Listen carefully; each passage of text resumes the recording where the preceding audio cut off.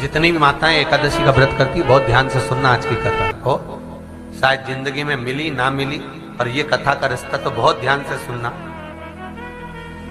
स्कंद पुराण यहां तक कहती है कि इस कथा के चरित्र को जो श्रवण कर लेता है उसको 26 एकादशी करना भी नहीं पड़ती। इस एकादशी की केवल ये कथा सुनकर ही वो तर जाता है। बहुत ध्यान से सुनना इसको, कथा को। एकादशी के दिन जब आप जल शंकर को चढ़ाने तो रोज ही जाते हैं। जब एकादशी का दिन रहे और शंकर जी के मंदिर में आप जल समर्पित करें तो 3 बार मुख से स्वधा स्वधा स्वधा या स्वधा स्तोत्र का पाठ, जिसमें 12 श्लोक।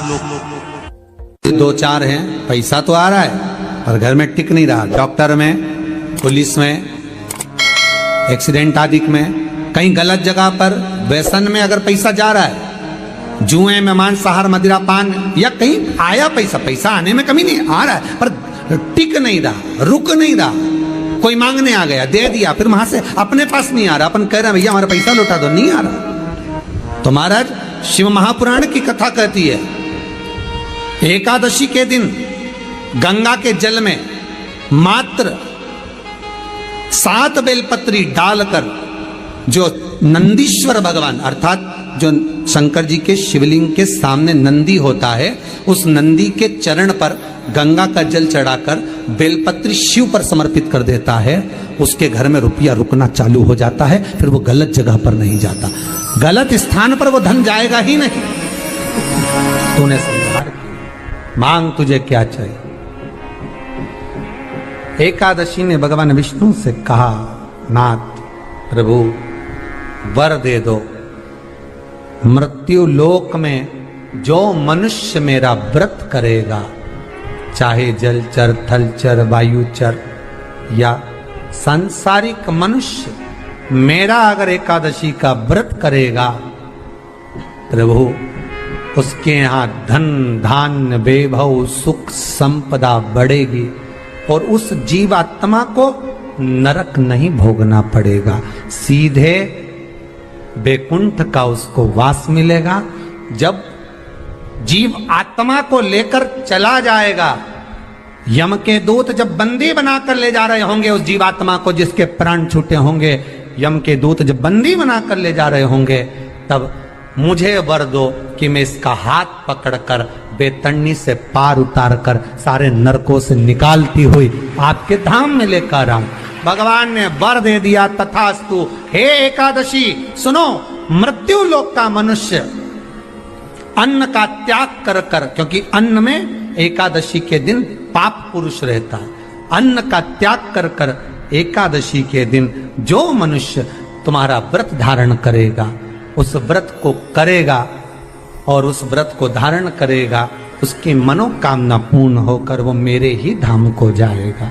ये तो हुआ एकादशी के जन्म की कथा। करना है एकादशी, कई लोग इसको धन के लिए भी करते हैं, संपदा के लिए। संपदा के लिए अर्थात जिसका व्यापार नहीं चलता, जिसके घर में पैसा नहीं आता, या नौकरी नहीं लग रही, या सर्विस नहीं लग रही, आप अप्लाई कर रहे हो, जगह जगह जाकर इंटरव्यू भी दे रहे हो और पैसा नहीं आता, तो उसके लिए भी प्रयास किया जाता है। पर उसके लिए यहाँ पर जो धन के लिए करते हैं, उसके लिए विष्णुपदी के लिए करते हैं। मतलब जैसे गंगा के जल में तुलसी के 11 पत्ते डाले जाते हैं और उसको किसी भी नारायण के मंदिर में, राम कृष्ण शिव, शंकर नहीं, राम कृष्ण भगवान विष्णु, दत्त आदि जितने नारायण के मंदिर हैं, उस मंदिर में किसी भी पात्र में, एक छोटे से पात्र में उसको भरकर रखी जाते हैं महाराज। उससे भी जॉब, सर्विस, नौकरी में सफलता प्राप्त हो जाती है। परंतु वो भी एकादशी को ही होता है। कुछ देर तक पात्र को रखा जाता है, फिर वही पात्र का जल किसी भी वृक्ष के नीचे डाल दिया जाता है, उससे भी नौकरी के लिए फायदा मिलता है। गंगा का जल कोई साधारण नहीं। दशमी, एकादशी और द्वादशी, इन 3 तिथियों पर एक रोटी में थोड़ा सा मीठा रखकर सोमक पितृ का नाम लेकर यदि गाय को खिला दिया जाता है, तो अगर कोई पूर्वज प्रेत योनि में भी पड़ा हुआ होता है, भटक रहा होता है, जिसको पिंड नहीं मिला, जो अचानक मर गया होता है, अधोगति में चले गया होता है, उस जीव की मुक्ति दशमी, एकादशी और द्वादशी, 3 दिन सोम पितृ का नाम लेकर रोटी में, पूरी में मीठा रख कर गाय को खिला दिया जाता है। ये 3 दिन तक तो वो पितृ कभी भटकते नहीं है, उनको मुक्ति प्राप्त हो जाती है, मोक्ष में। नहीं, एकादशी है कौन? क्यों इसकी इतनी प्रधानता है? क्यों इसकी पुण्यता है? ऐसा क्या है एकादशी में जो इसकी पुण्यता मानी जाए? कौन है ये जो भगवान नारायण तक एकादशी का व्रत करते हैं? सुभद्रा जी को भगवान जगन्नाथ ने, जगदीश ने एकादशी का व्रत कराया था। बद्रीनारायण भगवान को माता लक्ष्मी ने एकादशी का व्रत कराया था। क्यों? चंद्रायण में एकादशी व्रत की माता। एकादशी है कौन? तो कहा जिसको व्रत करने पर भगवान नारायण भी जिसका व्रत करते हो, भगवान माता लक्ष्मी जिसका व्रत करती हो, वो एकादशी है कौन? तो शास्त्र वर्णन करता है महाराज, स्कंद पुराण का सुंदर चातुर्मास्य खंड के अंतर्गत वर्णन आया है महाराज। एक बार भगवान विष्णु आनंद में विराजमान थे, पद्मावती और माता लक्ष्मी दोनों उनके पास में विराजी हुई थी। भगवान लक्ष्मी और पद्मावती दोनों बैठी, एक सिर के पास, एक चरण के पास। कुछ समय बाद वहीं पर ब्रह्मदेव का आगमन हुआ और ब्रह्मा जी आगमन पाकर भगवान नारायण पद्मावती से लगकर उठे और उठकर लक्ष्मी की ओर झुके।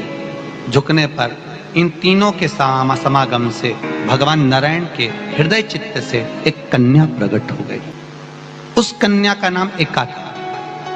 क्या नाम था? एका।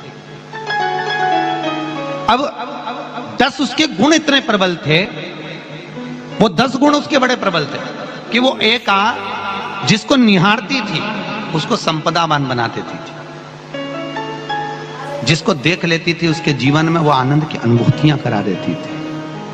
एका जिस मार्ग से जाती थी उस मार्ग के द्वार खोल देती थी। एका का पुण्य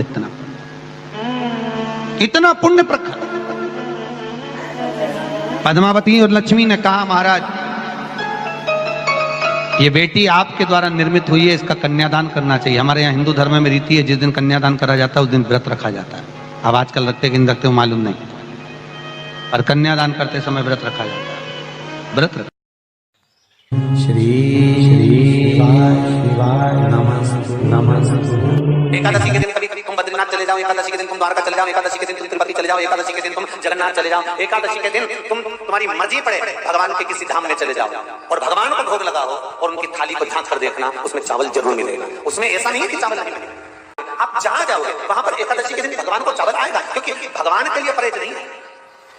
जो काम में डूबा हुआ है, जो आसक्ति में डूबा हुआ है, जो लोभ में डूबा हुआ है, जो वासनाओं में डूबा हुआ है, जो तृष्णा में डूबा हुआ है और जो माता के गर्भ से जन्म लिया, एकादशी के दिन चावल उसको नहीं खाना। एकादशी और द्वादशी के दिन हमारे हिंदू धर्म, हमारा शास्त्र कहता है, हमारे शास्त्र, हमारे वेद डॉक्टर वर्णन करते हैं कि पीपल के पत्ते को अगर एकादशी और द्वादशी के दिन एक तांबे के पात्र में गला कर रख दिया जाए और उस पानी का आचमन 3 बार करा जाए तो जिसकी नाड़ियां चोक भी हो जाती है, डॉक्टर बोले इसका बाईपास करना पड़ेगा, उसको केवल 3 आचमन पानी एकादशी और द्वादशी को पीपल के पत्ते का कराया जाए तो अंदर की नाड़ियां भी खुल जाती हैं। भगवान का एक नाम है अघोर। ब्रह्मा जी को दर्शन दिया, अघोर मतलब सिद्ध नाम। और बहुत ध्यान से सुनना भाई, बहुत प्रयास कर लिया आपने, कामना सिद्ध नहीं हो रही। 1 लोटा जल, एक जल का पात्र लीजिए, उस जल के पात्र को लेकर उसमें थोड़ा सा लाल चंदन डालकर बेलपत्री के वृक्ष के नीचे और देवादिदेव महादेव को चढ़ाना प्रारंभ कर। उसके बाद में 1 लोटा जल स्वच्छ फिर शिव जी को चढ़ाना। श्री शिवाय नमस्तुभ्यं हम बोलकर आपकी कामना कहकर भगवान शिव पर अघोरेश्वर महादेव का नाम लेकर आप चढ़ाना प्रारंभ करिए। बाबा आपका कार्य 3 महीने के अंदर पूर्ण कर देगा, सफल।